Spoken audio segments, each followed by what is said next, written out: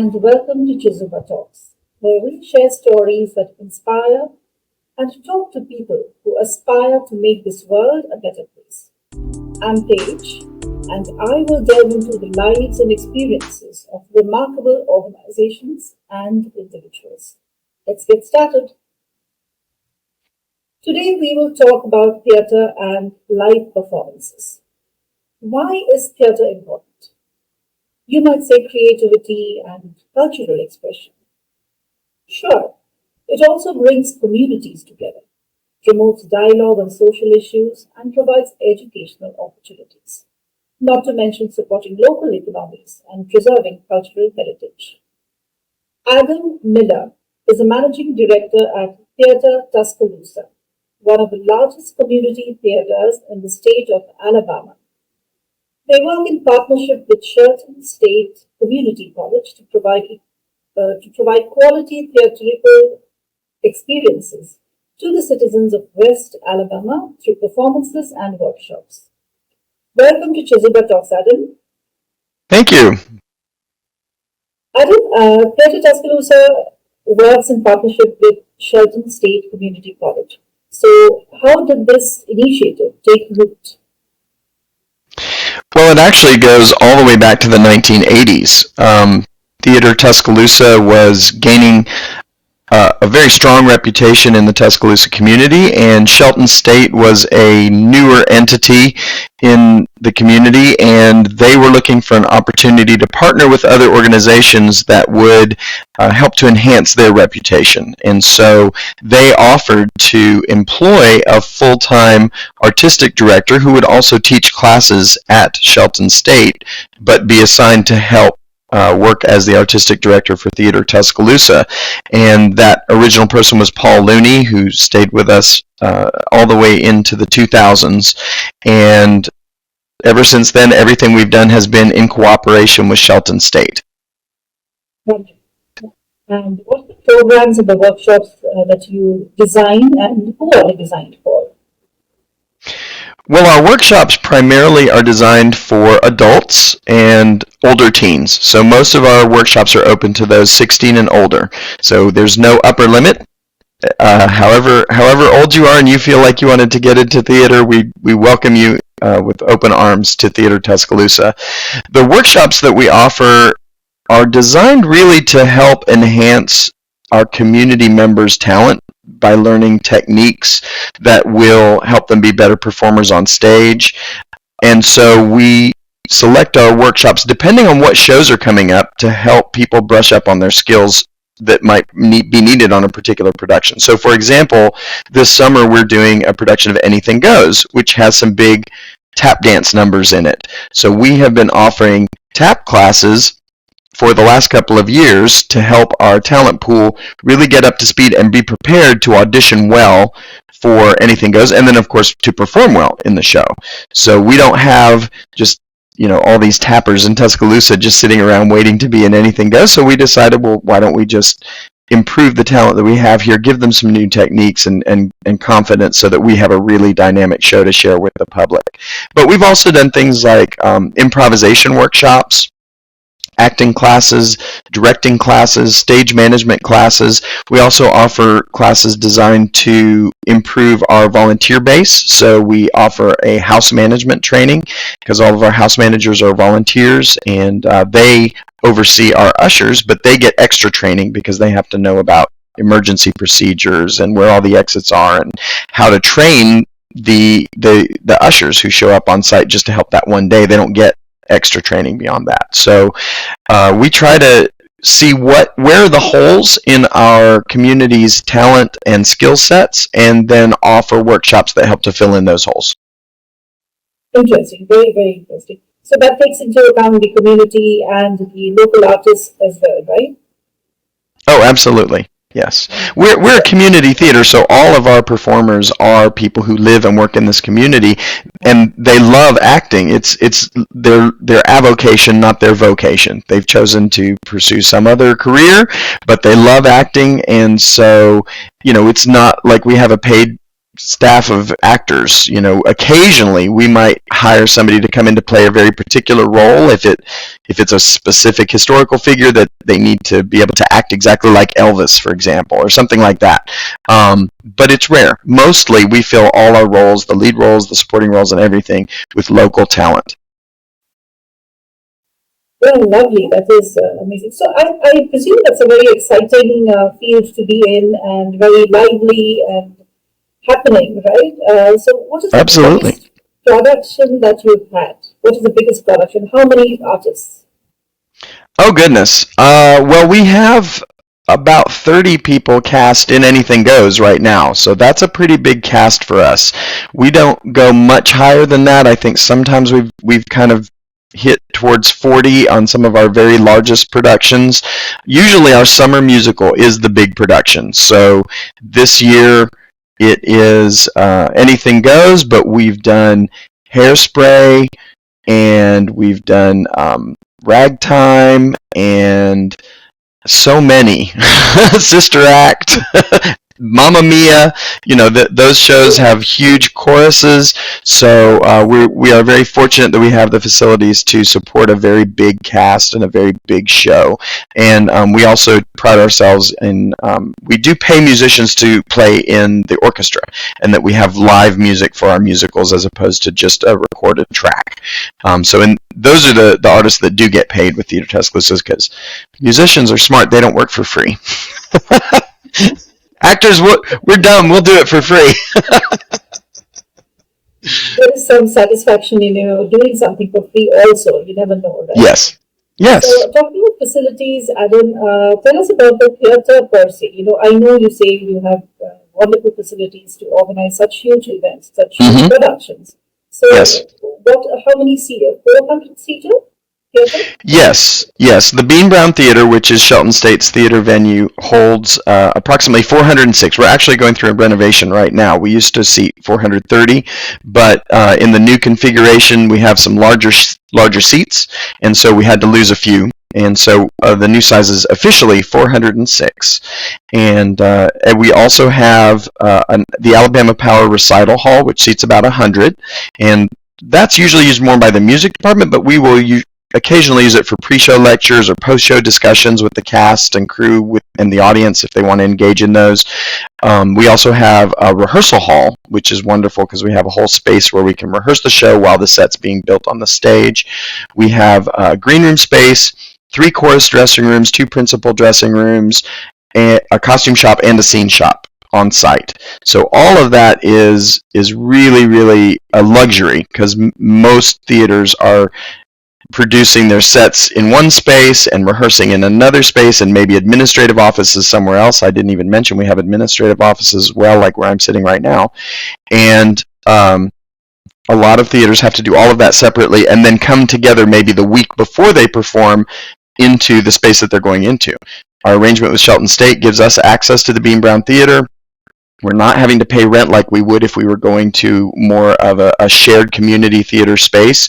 And so we're given the luxury of actually being able to rehearse on the stage we're going to perform on many weeks before we open. And that makes for a higher quality product in the end.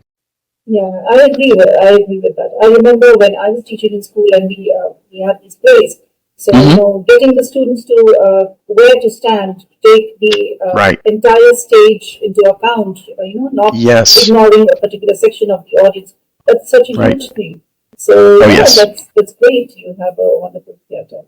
Yeah, because usually most of the rehearsal process, you're imagining where everything will be. But with our process, if we get the basic bones of the set ready right away, the director has the luxury of having them work right on that set. So you don't have to imagine it. You're there. Let's take a break to understand what Chizuba is. Everyone at some point ponders on how this beautiful life can be made more meaningful. Maybe you're a leader trying to enhance your employees' experience at your organization. Or you already work for the community and seek volunteers with state-of-the-art skills to strengthen your nonprofit. Whatever your situation, know that you can make a difference. Chizuba began with this very vision, a vision to facilitate every skill and every passion in the world in meeting a social need. Corporate volunteering has several benefits for both businesses and organizations. In parallel, experienced and enthusiastic volunteers join NGO workers, enabling them to serve the community more effectively. Chizuba offers everyone looking to add purpose and meaning to their lives a chance to connect or volunteer virtually with non-profit organizations from over 100 countries around the world. Visit www.chizuba.net and explore opportunities to find meaning. Chizuba, your platform to do good. And now, back with our guest. Perfect. So, when we talk about theater, there is, of course, technology that comes in, the lights, the music system, and everything else. So, Yes. this keeps changing. This keeps needing, modifications as per the production. So, how do you deal with it in terms of finances and in terms of, resources? Right. Well, and that's the constant battle. For example, when I first started here about 10 years ago, the FCC changed some of the frequencies that wireless microphones could operate on because they were changing frequencies around to accommodate more cell phones. And it ended up encroaching onto some frequencies that our wireless microphones were using. And so we ended up having to upgrade all of our wireless microphones because of that regulatory change into new microphones that were on new radio frequencies that were set aside specifically for that type of thing. That's one innovation. Another huge innovation is lighting. Lighting has gone from very hot and expensive incandescent bulbs now to where we're moving into the LED world and moving lighting and motorized lighting and all this kind of very exciting stuff. And right now we are going through that process of evaluating what's it going to cost us to move from incandescent to LED. Can we do it in one fell swoop, or do we need to roll it out in phases where maybe we add a few instruments at a time over a set period of years? We also, of course, are in negotiation with Shelton State because this is their theater space, but we're in residence here, and so sometimes some of that improvement money will come out of Theater Tuscaloosa's. We're an independent 501c3 nonprofit as well, so we have our own finances. Sometimes we'll pay for some of it, sometimes Shelton State will pay for some of it, or it's some kind of collaboration. So that all of that is involved constantly in figuring out how do we stay on top of technology, how do we stay relevant with everything that we're doing so that when we bring in a guest designer, a guest director, they're not having to work with antiquated equipment.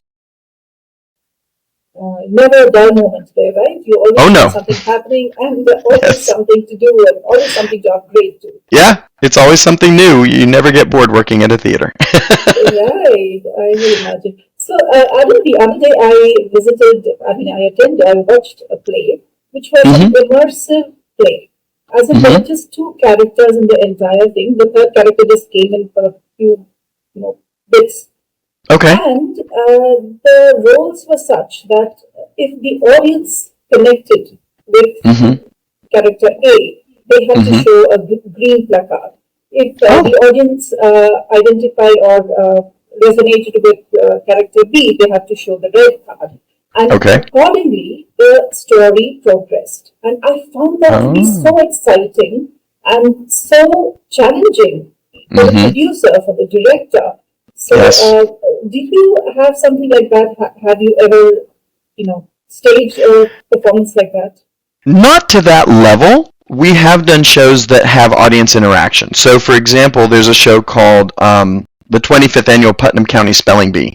And for that show, you take, as the audience is gathering out in the lobby, we took volunteers who were willing to be spellers in the show.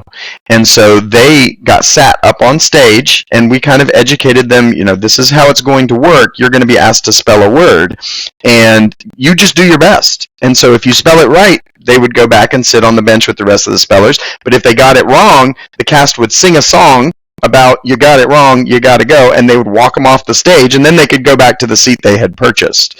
And so the play has a variety of scenarios sort of pre-written for where these different people get out. And at some point in the script, if you have, like one of these amazing spellers that just won't get out, they actually will give you a made-up word, and so there's no way you can spell it right because it's a made-up word, and so who knows how it's spelled, right? And so the judge will say, "Oh, I'm sorry, there was a silent Z in there, and you missed it," or but that is probably the most interactive theater experience I think we've ever produced. We haven't done it to the point where the audience is literally in real time changing the outcome as we go along. But that would be really exciting and fun, and maybe something we could tackle in the future. Absolutely. So there was never a dull moment there, and it was like we were on the edge of our seats, and it felt like we had a part, we had a role to play. Yes. Yes. Well, I teach theater appreciation, and one of the things that I teach them is that every theatrical experience really has an element of that, because there are two critical elements to theater: actor and audience. Without the audience, the actor's just sitting up there talking to themselves, right? And so every theater experience, when you laugh, when you cry, when you clap, when you gasp, you actually are affecting the outcome of that production, because the actors respond and will perform differently depending on where the audience reacts at that particular performance, and every performance is unique. Now, that's taking it to an extreme where you're actually changing the words and everything, but it really is true that every performance is unique. Wonderful. Well, I think, Adam, you're in a fantastic field, and I'm very excited to talk to you, and you're even a CAD production. Do you have anything online? Anything online? Yes. What types of, like, we have our website, theatertus.com. Do you mean, do we offer online programming? Yes. Do you offer well, we do. We did, particularly during the pandemic. We produced a series called Masterclass Mondays, where we interviewed, very much like in this style, we would reach out to people who had been through Theater Tuscaloosa's doors, they'd performed on our stages or whatever, and gone on to professional careers. And so we asked those people during the pandemic to sit down and record a YouTube video with us, where they talked about how their experiences getting involved with a community theater very often was their first experiences with theater, and it inspired them then to go on into the profession, whether that was stage or screen down the road. We've also we actually did do a live streamed play called Motherhood Out Loud, where and this was during the pandemic, so all the cast were in different locations. But it was live streamed, and so people were having to give each other cues, and we had people kind of switching cameras and inputs, and it was more like doing a TV broadcast, which is not really what we signed up for when we decided to do theater, but hey, during COVID, all bets were off. We also did some archival viewings, so we invited people who were in casts in the past who maybe had not had an opportunity to see the archival recording of the show, and then we were actually able to stream some productions that we recorded by getting special rights from the rights holders to say, yes, during COVID you can do this. So that's some of the online programming that we had offered. Most of our programming now, though, is back to in-person interaction. So you're going to come and see the show here personally. Doing the live streaming is, I would say, not prohibitive, but it creates a lot of barriers and a layer of complexity that a lot of our theatrical personnel are not really trained to do. And so that means hiring a whole nother crew on top of our production to come in and capture it well for streaming. And also, what you referred to this when you talked about the audience, you need to be there. Being in the room makes the experience what it is, because you really cannot capture live theater through a screen the way that it needs to be done. So we're kind of back on the bandwagon of, hey, you need to come out, get off your couch, and come to our theater. If you can't come to our theater, there's one near you, I guarantee you, because there are hundreds of community theaters. You're within 10 miles of a community theater. Even if you don't know it, get online and start doing some research. There's a community theater near you, and you should go, because it's just unique, and there's just nothing like it. Absolutely. Well, Adam, thank you so much for talking to us. I think theater is something that resonates with all human beings at some level or the other. And actually going to a theater and watching a play is a completely different experience than going to a movie theater and watching a movie. Mm-hmm. Yep, Tom Cruise never stops the show to talk back to you, but that can happen at a theater. Well, everyone has a part to play in the grand narrative of life, as the bard has said. Theater Tuscaloosa is making that role a significant one. That does it for today's episode of Jessica Talks. Until next time, let's be kind to one another. Thanks for listening. Thank you.